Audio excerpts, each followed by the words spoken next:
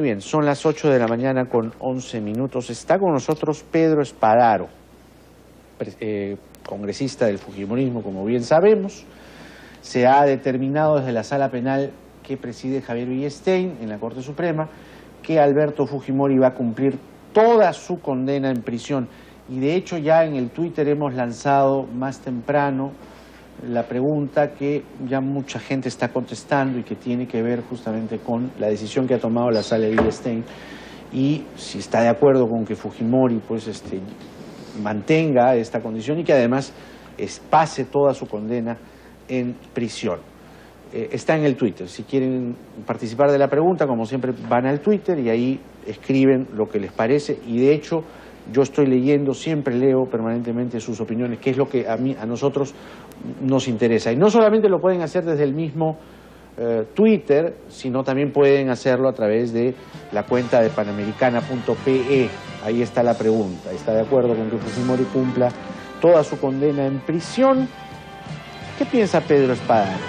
Porque la discusión previa, gracias por estar aquí. Gracias, Jaime, por la invitación. La discusión previa era que Villestein de algún modo simpatizaba mucho con ustedes, entonces básicamente desde el IDL, ¿no? En un sector de los derechos humanos, en fin, se decía que esta la tenían fácil, ¿no? Y finalmente, ¿qué crees que ha pasado? Bueno, en primer lugar, nosotros respetamos y somos respetuosos de las decisiones del Poder Judicial. Sin embargo, más allá del ámbito legal, el ámbito necesariamente político, porque Alberto Fujimori es un reo político, debemos señalar que obviamente se ha ejercido una presión por parte de estos pseudo defensores de los derechos humanos, que al final son defensores de terroristas y no defensores de los ciudadanos en general, y lamentablemente el Poder Judicial ha tomado una determinación. Ahora, indudablemente que no se ha tomado en consideración varios aspectos. En general, lo planteado por el abogado del presidente Fujimori, pero además tener algunas ciertas temas adicionales. El presidente Fujimori es una persona de más de 76 años, con un cáncer, con enfermedades debido a la edad, y que por supuesto lo único que se está haciendo con estas decisiones es agravar su situación y que el presidente Fujimori pueda fallecer en la cárcel. Sin embargo, el pueblo fujimorista, que no es Pedro Espadaro o 10 personas, es más de 40 o 50% de los ciudadanos del país que cree que Alberto Fujimori tiene que estar en libertad, que cree que Alberto Fujimori debe gozar del país que nos dejó, de la reinserción económica, de la lucha contra el terrorismo y por supuesto de la paz con el Ecuador, y que estamos seguros que el 28 de julio del 2016 Alberto Fujimori saldrá en libertad. Así que desde aquí le damos nuestras fuerzas a Alberto Fujimori para que él continúe en este lamentable encierro, pero con la fuerza y la fortaleza de que el 28 de julio del 2016 él saldrá en libertad. ¿Cómo así el 28 de julio del 2016 Fujimori saldría libre? Cuéntame. Cualquier gobierno, así sea, nosotros tenemos la esperanza, por supuesto, de que Keiko Fujimori sea la presidenta, pero así no lo sea, estoy seguro que cualquier presidente le va a dar la libertad, porque este gobierno lo que ha demostrado es que tiene odio, que tiene rencor y que por supuesto sus enemigos son los que lo tienen en la cárcel y no ninguna condición jurídica, ningún tema en absoluto legal. Es un tema necesariamente político y una revancha contra Alberto Fujimori. Digamos, ¿tú partes de un supuesto o crees que los líderes que eventualmente van a competir en la elección del 2016 van a tomar una decisión de ese tipo? Jaime, si tú puedes ver las encuestas, no de ahora, sino ya desde hace muchos meses atrás, señala que más del 50% de la población peruana cree y quiere que Alberto Fujimori salga en libertad. Ya puede haber cometido los errores que ha cometido y ya pagó sus culpas. Hoy ya tiene el aval del pueblo peruano para que pueda salir en libertad. Nosotros creemos que cualquier presidente que asuma el mando el 28 de julio del 2016 le va a otorgar esa libertad, obviamente porque hay un clamor ciudadano, un clamor de la población que espera que el presidente Fujimori pueda vivir sus últimos años en libertad y, por supuesto, con la complacencia y con el respaldo de la población peruana. Ahora, esta conversación que no queda muy clara entre Josué Gutiérrez y Kenji Fujimori sobre el tema del indulto, ¿qué cosa es lo que te dice a ti? Es decir, bueno, parece que el tema sí se ha tocado y Josué Gutiérrez, ¿crees que actuó por la libre o traía órdenes de más arriba? Ahora, no solamente José Gutiérrez ha tratado este tema hoy.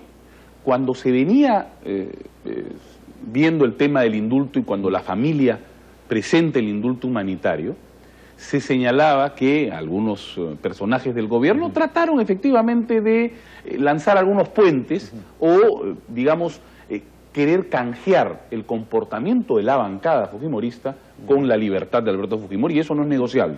Eso nosotros hemos dicho desde el primer momento con Keiko Fujimori a la cabeza, que la libertad de Alberto Fujimori no puede ser negociable, ni con la conducta del grupo político, y lo hemos demostrado en estos años que estamos en el Congreso, en donde somos la primera oposición y donde hemos desenmascarado una serie de hechos que este gobierno lamentablemente está inmerso. Y por supuesto que han habido una serie de denuncias. Pero la actitud de Gutiérrez indudablemente en querer pasar un poco la figura de ser un vocero en donde lanza los puentes para concertar con la oposición y querer entre esos involucrar, por supuesto, el indulto a Alberto Fujimori, por supuesto que es rechazable desde todo punto de vista, ¿no? Nosotros no estamos negociando el indulto a Alberto Fujimori. Y entonces, de acuerdo, pero ¿por dónde viene la mano de Josué entonces? O sea, este tema de la conversación entre Josué y Kenji, ¿crees que Josué traía el encargo de alguien? No, mira... ¿O Josué estaba jugando su partido? José es un aguayero, indudablemente, que tiene pues los cuadros de la señora Heredia, ¿no?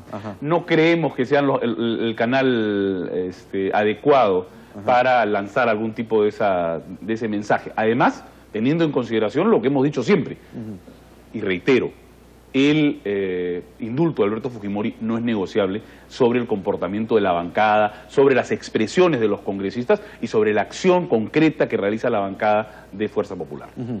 Oye, Pedro, no quería dejar pasar el tema de Orellana porque se te ha señalado de algún modo, porque cuando trabajaste en la Municipalidad de Lurín en el año 2011, se indican algunas responsabilidades como cuando fuiste secretario general, ¿no?, de la municipalidad.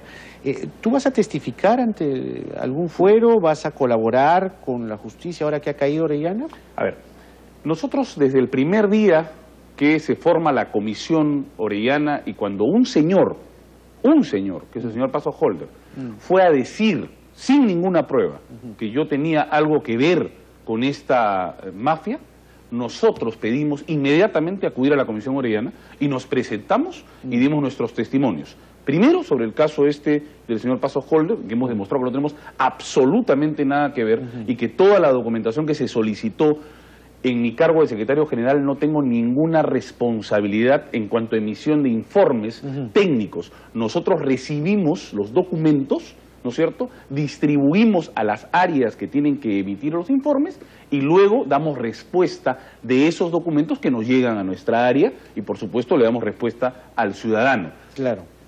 Y luego el señor Caicho, que ha salido el día domingo en un programa, señalan de que nosotros no le negamos información sobre un documento que el señor Caicho estaba pidiendo. Pero lo que no dicen... Los autovalúos pagados por Orellana. Así es. Lo que no dicen es que el documento del señor Caicho no dice eso. Lo que dice el documento, y lo hemos leído el día de ayer, dice que quiere saber el estado de los pagos que realiza el señor Orellana. Esa información, no porque Pedro Esparro se la haya negado, sino porque la ley así lo establece, nadie puede solicitar la información del señor Jaime Chincha, del señor Pedro Espadaro, del señor fulanito de tal, ante la municipalidad, porque eso está contemplado y está con una reserva tributaria. Pero no es porque yo lo haya dicho. Hay un informe legal que se lo traslado al señor y le entregamos una información que se podía ha denunciado brindar. Es que este señor Caicho, Víctor Caicho, ¿no?, denuncia, pues dice, oye, Orellana se apropió, ¿no?, de un terreno vía una titulación, vía prescripción adquisitiva, ¿no?, con un proceso notarial falsificado y que ahí el municipio habría tenido que ver cuando tú eras secretario general. En ese mismo reportaje señala que es el municipio el que denuncia al señor Orellana, que denuncia ante las instancias correspondientes y ante la policía. En mi caso, cuando era secretario general, nosotros denunciamos ante la policía, y están los documentos, ante la Fiscalía Anticorrupción. Y es más, Jaime, nosotros hemos entregado y hemos colaborado con toda la documentación, no tengo absolutamente nada que ver. Yo tengo 15 años de funcionario público, a mí nadie me ha entregado el cargo, un padrino, no. Yo tengo 15 años de funcionario público, con una carrera intachable, con un profesionalismo y sobre todo que hemos entregado nuestros 15 años de trabajo ininterrumpido al servicio de la nación y de los cargos públicos a los cuales nos hemos desempeñado. No tengo absolutamente nada que ver y ya hemos sido investigados por el Ministerio Público, por el Poder Judicial y hemos sido absueltos en todas las instancias. Bien, Pedro Espadaro, congresista del Fujimorismo, a propósito de la decisión de la Sala de Villa Stein de mantener a Fujimori en prisión, y no queríamos dejar pasar este tema de actualidad que tiene que ver con el caso Orellana. Muchas gracias. Gracias a ti, Jaime. Congresista Espadaro, por estar aquí. Son las 8:21 de la mañana. Regresamos.